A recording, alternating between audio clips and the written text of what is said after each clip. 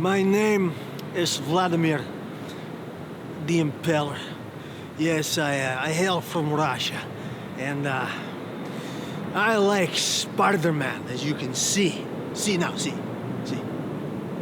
I love the X-Men, yeah. And I greatly enjoy Sir Deadpool. That's right, he's been knighted by me, why not, okay? From the Marvel Cinematic Universe, and they are the only characters I will read, watch, listen to, enjoy, okay?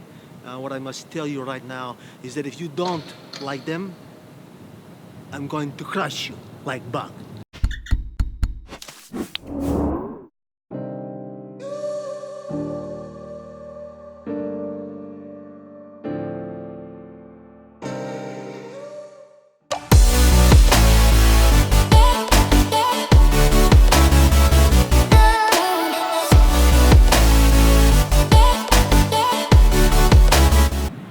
Conversation that's really crucial. It's gonna be a short vlog, really quick style, really clean. I have a massive package of gratitude to give out today. Me, my wife, Greg DeCherry, and everybody that had anything to do with the making of Suicide: The Ripple Effect have a massive thank you to you. To every single one of you who came out to the theatrical on demand in theaters, Regal AMC theaters all around the world, theaters in 20 different countries, and theaters all across America to see Suicide: The Ripple Effect when it came out in its first initial theatrical on demand effort. Thank you. Thank you for all of the team captains that hosted amazing screenings all around the world that raised over $500,000 for charities through ticket sales. Thank you to everyone who got behind this movie in the suicide prevention community. Thank you to recognizing its value, that it has help-seeking factors, that it is a film that we made about suicide. The ripple effect and the destitution and the devastation caused by suicide in any family, in any community, in every community. But the ripple effect of the powerful and positive movement toward hope, healing, the art of wellness and recovery, and the idea that there is light at the end of the tunnel. You can find purpose, and if you do, you will find a way to be here tomorrow and every day after that. To everyone who supported this film, from theatrical on demand, to the university licenses, to the conference licenses, to the unlimited licenses, and now in its latest form on iTunes, Vudu, Google Play, and YouTube. And Amazon, can't leave that out. Thank you so much, because you have supported a film about suicide that ends in hope. You know, we see too many films out there about this topic that end in pain. And you can't leave people in pain when you're entering with a subject about it. You have to leave them with the idea that a future can be desirable, that life can exist in spite of the pain you're going through, and that you can survive that pain at any cost. You know, our bodies are instinctually designed to survive all things. That's why you hear of stories, like 127 Hours with James Franco, where the man falls in the crevice and he has to, cut off his own arm to get to safety and to survive his struggles and to stay alive. That's why you hear about people that get lost in the forest of Yosemite for days on end, and they're in the freezing cold weather, yet they survive. That's why you see the book, The Survivor's Club, which I'm gladly featured in, by Ben Sherwood,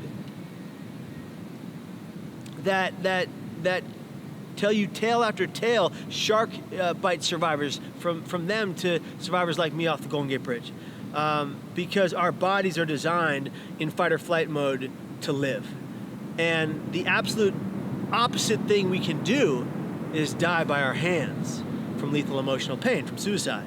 But if we talk about it, if we enter into a conversation that is legitimate and true, and if we are kind to the people who are in that pain, we can reach them. We can reach them in the darkest of their hours. We can get them to safety. We just have to show that we human beings care. When you see somebody Next time you see somebody on a street corner looking like they're in a dangerous place, maybe crying, maybe you see them on a park bench, maybe you see them on a bus stop, maybe you see them in the bus crying like a baby, hoping, wishing, and praying that one person will look at them and say, "Hey kid, are you okay? Brother, is something wrong, or can I help you?" Maybe you be the person that gets them to safety.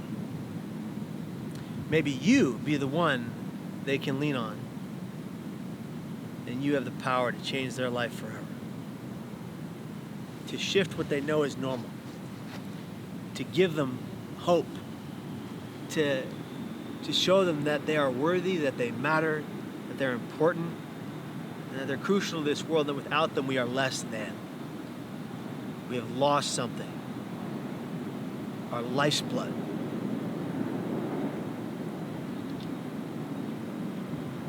I want you to consider those of you who are thinking about suicide. I want you to consider all the children who never make it past the womb. You've heard me say this in my speeches. My wife and I know that pain all too well. Our boy Jack Ryan will never be held in our arms, but he wasn't intended to be here in his physical form. You all are. You all are. For the simple fact that I'm looking at you through this lens, I know you're supposed to be here until your natural end. Let me repeat that. For the simple fact that you're looking through this lens, I know you're supposed to be here until your natural end. We're in Los Angeles, California. We're filming a couple vlogs. We're editing some footage. We're getting together with friends in the film industry. None of that matters. I want to say finally, and I know I've said it in the beginning, but I want to say it again, to everyone who supported this movie, Suicide: The Ripple Effect, a film ultimately about hope, a film that coined the phrase "be here tomorrow." Please do just that. And to everybody who hosted the film anywhere in the world and still is today, thank you. Thank you from the bottom of our hearts. We're eternally grateful. And we want to keep spreading the message of this film all around the world for at least the next 10 to 20 years, okay? It's not going to die just because, theatrical on-demands are winding down. It's not going to stop. It's going to be in houses all over the world, and it's going to gain the recognition it deserves as one of the greatest films on this topic. And I'm going to say that. I'm going to be bold and say that, I want to own it. We part of that film that's so crucial is that we fought to raise the net at the Golden Gate Bridge, and the culmination of the film ends in that moment that we succeeded. And right now, the Golden Gate Bridge District and the engineers there are building the net on the Golden Gate Bridge as of 2021. Not one more beautiful human being will ever again die off the Golden Gate Bridge. And that's because a group of like-minded individuals, a small group of like-minded individuals, got together and said, no more. We're going to get to zero suicide on the Golden Gate Bridge. And we're almost there. Keep the fight with us. If you join together a like-minded group of individuals to reach zero suicides in your community, it will be real. But not without hard work. Because as my father, Patrick Kevin Hines, always says, hard work, Kevin, because nothing good ever came without it. All right, guys, that's the vlog. It's a huge package of gratitude sent out to all of you who have followed the film, shared the film, watched the film, shown the film. Thank you, thank you, thank you. We love you. We're grateful. And I hope that you're ready for the next film, The Net, an investigative journalistic piece into why it took the Golden Gate Bridge District 83 years to do what was right all along. It's in no judgment of them. They had a lot of pressure from a lot of people, but we're going to tell that story.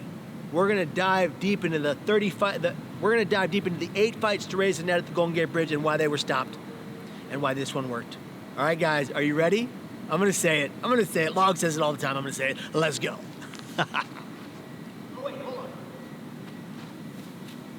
Hit subscribe and click that bell. Get it done, homies. You know what I mean? And Vladimir thanks you for your service. Good day.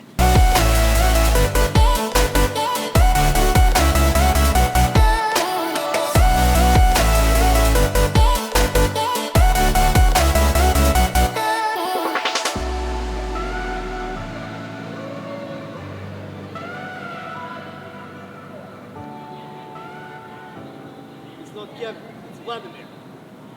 I don't know who this Kevin is. Who is this guy?